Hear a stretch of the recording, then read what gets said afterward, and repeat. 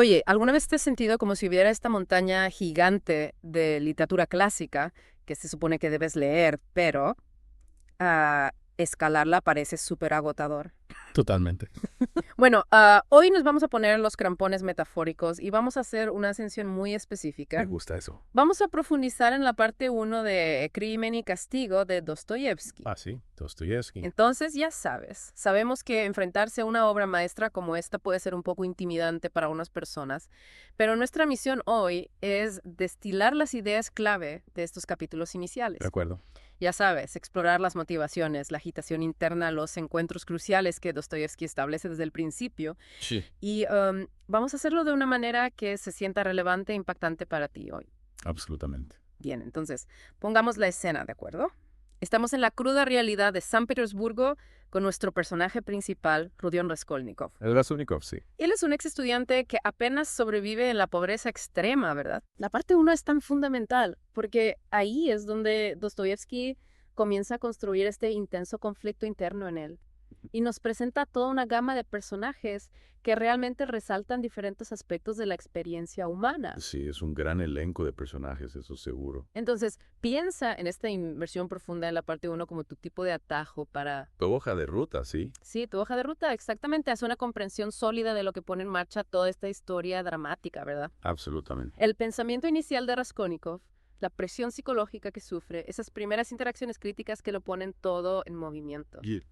Vamos a simplificar el lenguaje, conectar los puntos y, con suerte, darte algunos momentos, en el camino. Me encanta. Entonces, ¿dónde comienza todo esto?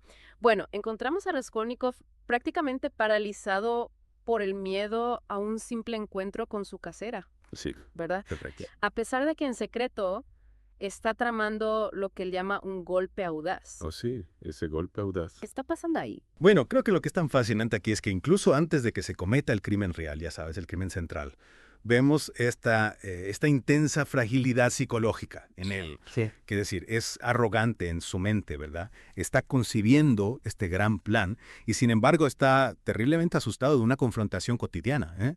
Es casi cómico, ¿verdad? Sí. Se ríe de sí mismo. Se ríe así. Y observa cómo la gente teme cualquier cosa que perturbe sus hábitos. Sus pequeñas rutinas, sí. Entonces, inmediatamente establece este contraste entre como su ambición intelectual y su estado emocional. Absolutamente. Pero solo miedo. Hay un elemento de culpa ahí. Ya.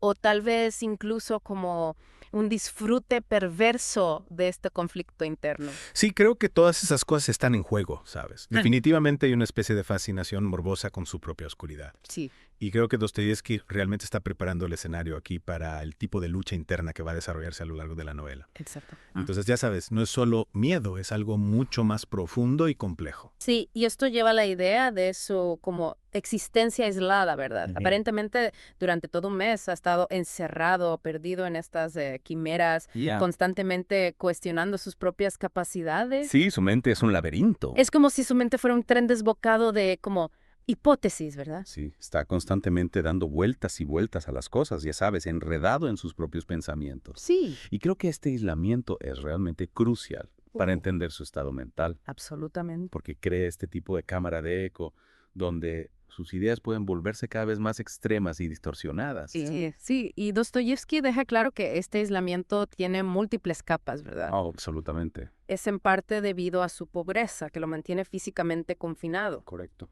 pero también está alimentado por su orgullo y su naturaleza reservada. Sí, no es alguien que se abra fácilmente a los demás, No, y sus compañeros estudiantes incluso lo perciben como si los despreciara, como si estuviera por encima de ellos, sí. lo cual, ya sabes, crea esta barrera social. Entonces, este exilio autoimpuesto se convierte en un caldo de cultivo para sus pensamientos cada vez más radicales. Sí, y creo que este es un punto realmente importante para los oyentes de hoy, Sí. porque vemos esta misma dinámica en juego en las redes sociales y en línea, ¿verdad?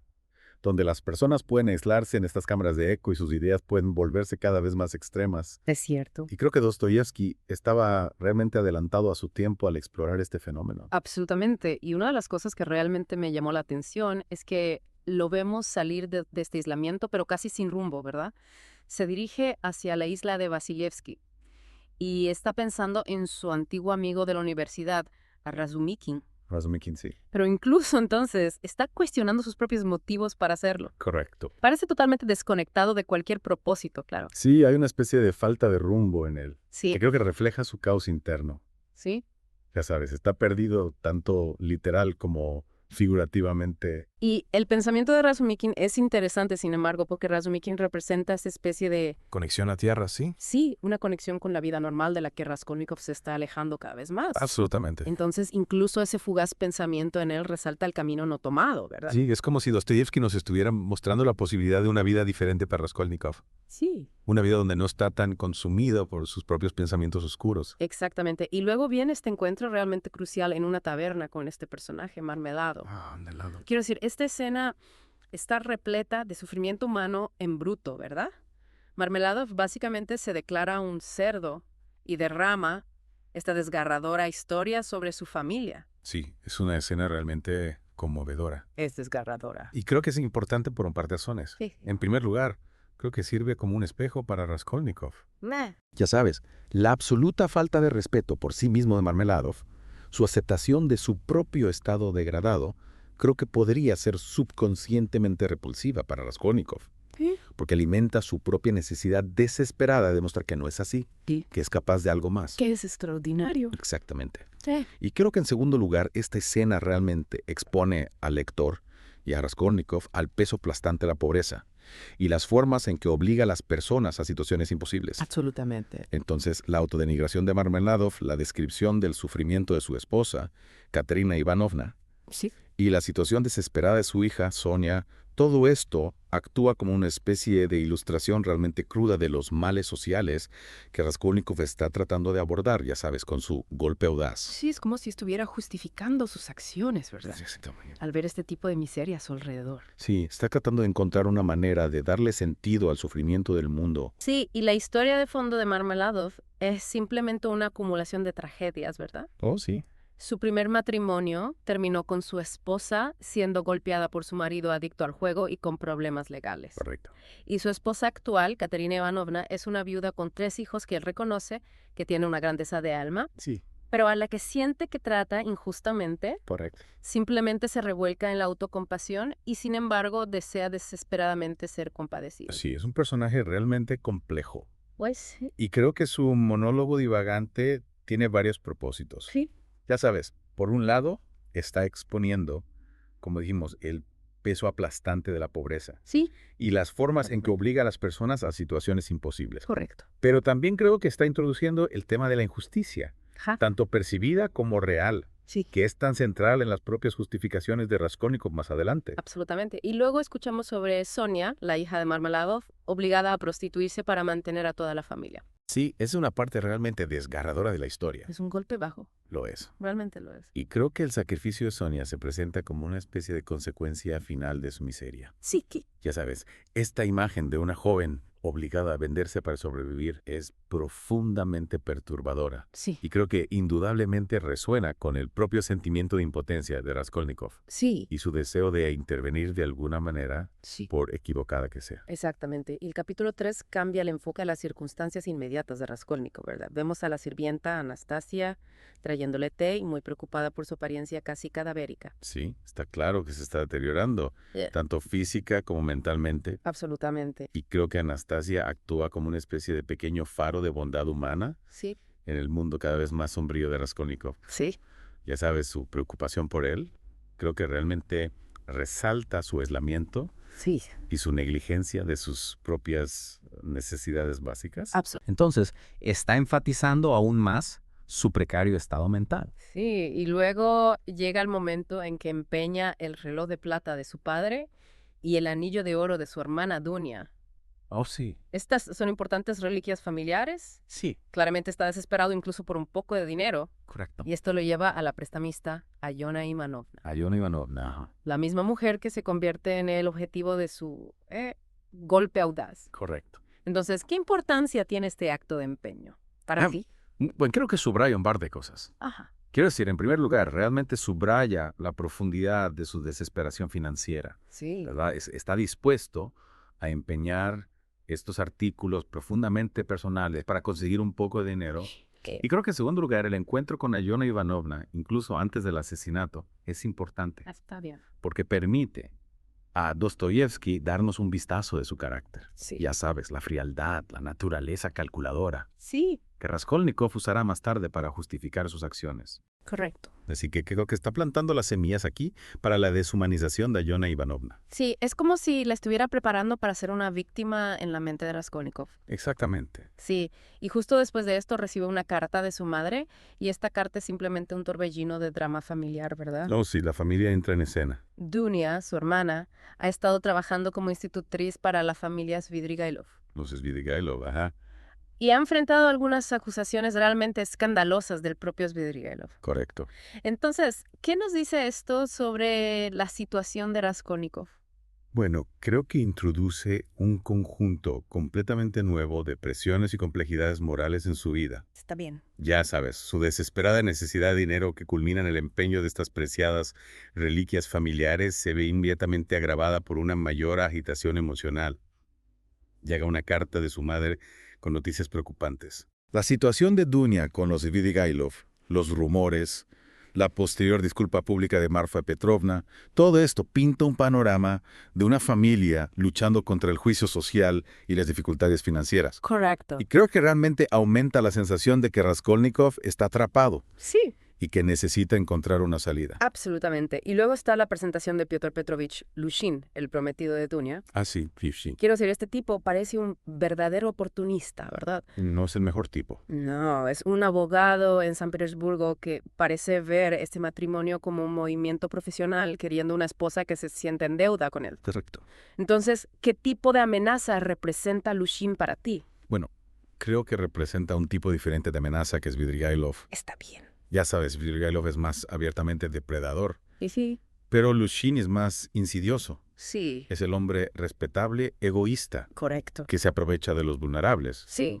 Y creo que su deseo de una esposa que se sienta inferior a él. Realmente resalta la dinámica de poder en juego en la sociedad Absolutamente. y enfatiza aún más las opciones limitadas disponibles para mujeres, como Dunia, Sí. en sus circunstancias. Es cierto. Y su madre menciona en la carta que incluso a ella le parece Lushin un poco seco.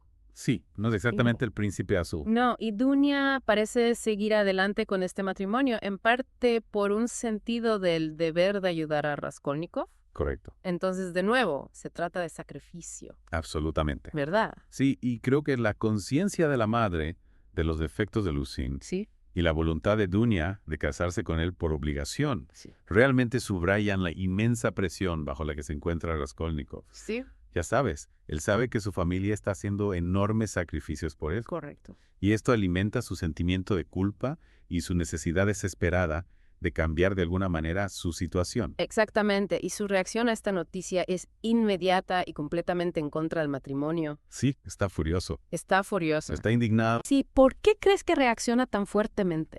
Bueno, creo que es una combinación de factores. Está bien. Ya sabes, por un lado, creo que ve a Lushin como un hombre egoísta y arrogante, Sí. que no se preocupa realmente por Dunia. Correcto. Y creo que en segundo lugar es probable que sienta una sensación de responsabilidad por el sacrificio de su hermana. Sí. Y resiente la idea Ya. de que ella se case con alguien a quien no ama por su culpa. Absolutamente. Así que creo que es una mezcla de ira, culpa y un sentido distorsionado de protección. Sí, y el capítulo 4 realmente profundiza en el conflicto interno de Raskolnikov. Sí, entra a su cabeza. Sí, está lidiando con su impotencia para detener este matrimonio Correcta. y la magnitud de los sacrificios de su familia. Ah. E incluso está teniendo ese pensamiento arrogante de controlar su destino basándose en su potencial futuro. Sí, esa es la parte peligrosa de su pensamiento. Lo es. Mientras ignora por completo sus necesidades presentes. Exactamente. Es una verdadera desconexión de la realidad. Sí, y creo que esto resalta su creciente desapego de la moralidad convencional Está bien. y su descenso a una forma de pensar más egocéntrica, casi grandiosa. Sí, está empezando a creerse sus propias fantasías. Exactamente. Sí, Está tan atrapado en sus ideas abstractas sobre el futuro. sí. Está ciego al sufrimiento inmediato de sus seres queridos. Correcto. Y luego tenemos este acto impulsivo en el que interviene cuando un hombre borracho está molestando a una niña en la calle. Oh, sí, ese es un momento interesante. Y le da a la niña sus últimos 20 copex. Correcto. Pero casi inmediatamente después Se llena de ira y autorreproche por actuar como un Bieniawuf. Sí, es como si no pudiera permitirse ser bueno, Sí. ¿verdad? Ya. Empieza a cuestionar su derecho a ayudar a nadie. Ajá. Es como si ni siquiera pudiera hacer una buena acción sin que su lógica retorcida en juego. Exactamente. Y creo que este incidente realmente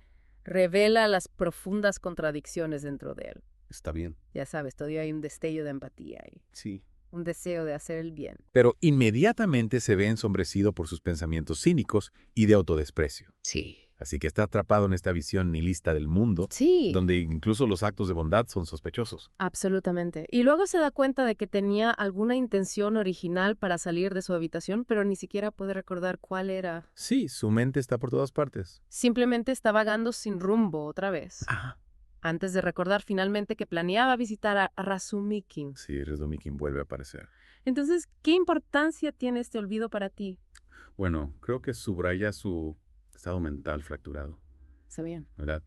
Está tan consumido por su agitación interna Sí. que está perdiendo el contacto con sus propias intenciones y el flujo de su vida diaria. Correcto.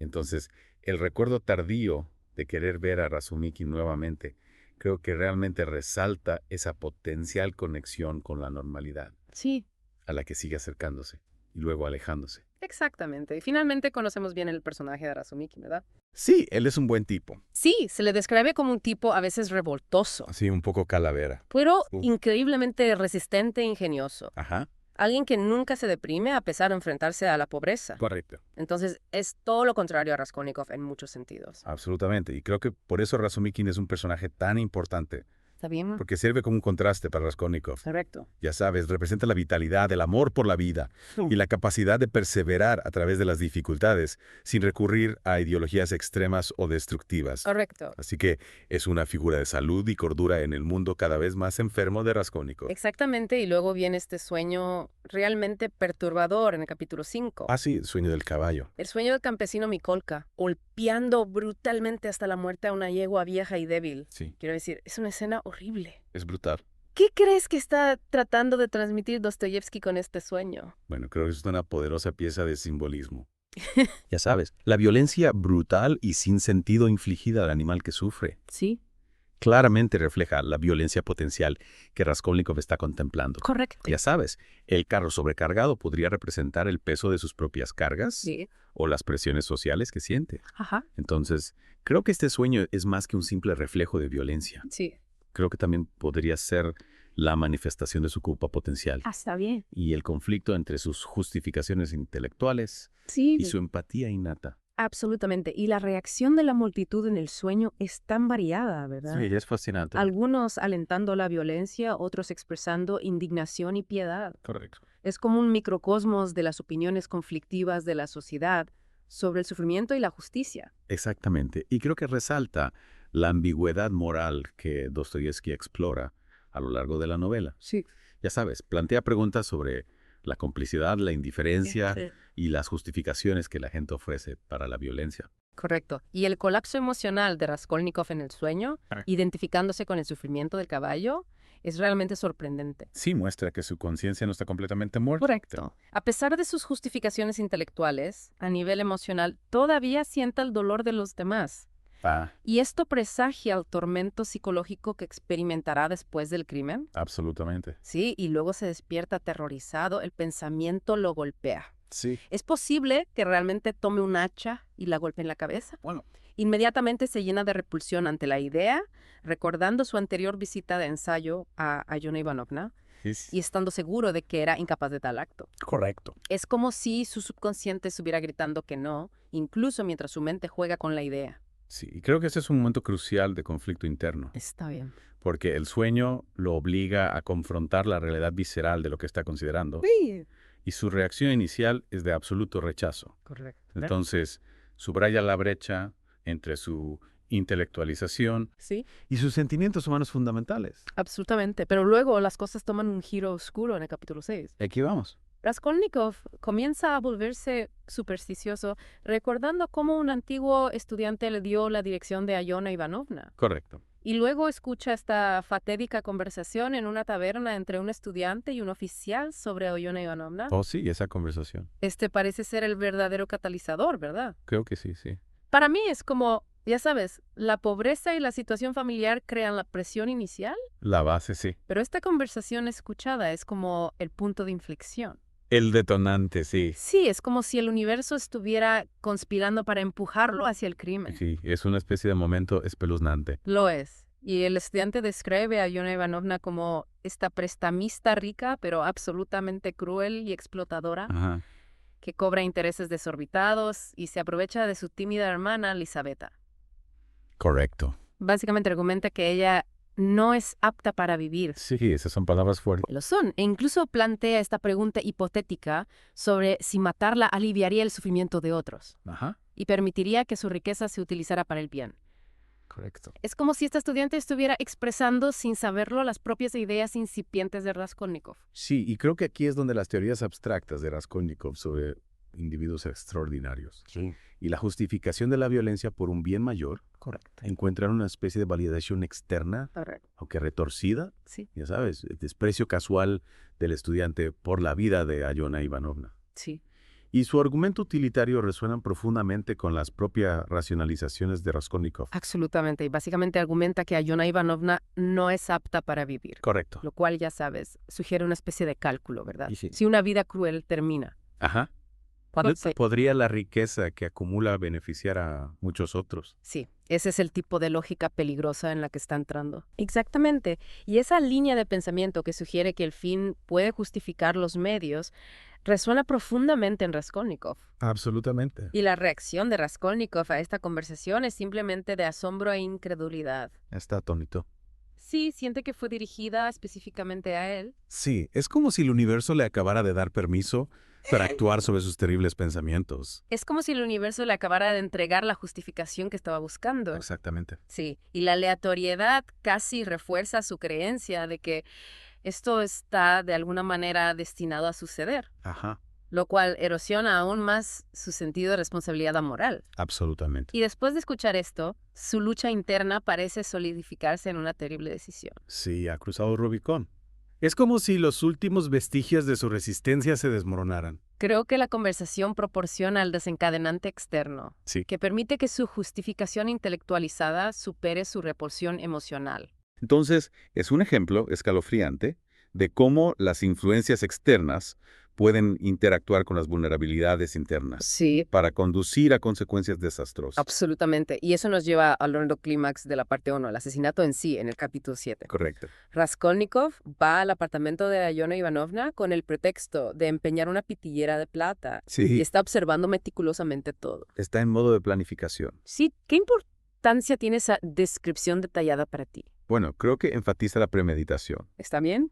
y el frío cálculo involucrado. Correcto. Ya sabes, no está actuando impulsivamente en este punto. Sí, Tiene un plan, sí. aunque defectuoso y moralmente en bancarrota. Exactamente. Y luego sucede el rápido y brutal asesinato de Ayona Ivanovna con un hacha. Sí, es impactante. Es impactante por su repentinidad. Sí, y creo que el acto en sí se describe como rápido y brutal Es para destacar la violencia inherente a su plan. correcto. Ya sabes, no hay gloria ni justificación en el acto en sí. Es simplemente una toma violenta de una vida humana. Correcto. Pero entonces, la llegada inesperada de Isabeta lo echa todo a perder. Oh, sí, Elizabeth. Y en un momento de pánico, Raskolnikov la asesina impulsivamente también. Correcto. Esto no era parte del golpe audaz. No, y creo que la llegada de Elizabeth realmente destroza el plan cuidadosamente construido de Raskolnikov Sí. y revela la imprevisibilidad inherente Sí, y el costo moral de la violencia. absolutamente. Ya sabes, su asesinato no es premeditado, Correcto. es una consecuencia directa de su acto inicial. Sí. Y realmente subraya la idea de que un crimen a menudo conduce a otro. Absolutamente. Y su búsqueda de objetos de valor después de los asesinatos es frenética y desorganizada. Sí, está perdiendo el control. Encuentra un cofre, pero es interrumpido por ruidos fuera del apartamento. Correcto. Claramente no es el criminal frío y calculador que podría haberse imaginado. No, y creo que el caos de su búsqueda Sí. y su reacción de pánico a los ruidos exteriores realmente resaltan su desintegración psicológica. Correcto. Ya sabes, está abrumado por la realidad de lo que ha hecho Sí. y sus acciones están impulsadas por el miedo y la desesperación, más que por el control racional que creía poseer. Exactamente. Entonces, al concluir la parte 1, Nos quedamos con esta horrible escena. Sí. Raskolnikov ha cometido este doble asesinato. ¿Cuáles son las lecciones clave que debemos extraer de esta parte inicial de la historia? Bueno, creo que la principal conclusión de la parte 1 es el devastador viaje psicológico que sufre Raskolnikov. Está bien. Bien. Sabes, somos testigos de la formación de su peligrosa ideología, Sí, que está alimentada por la pobreza, un sentimiento de injusticia. correcto.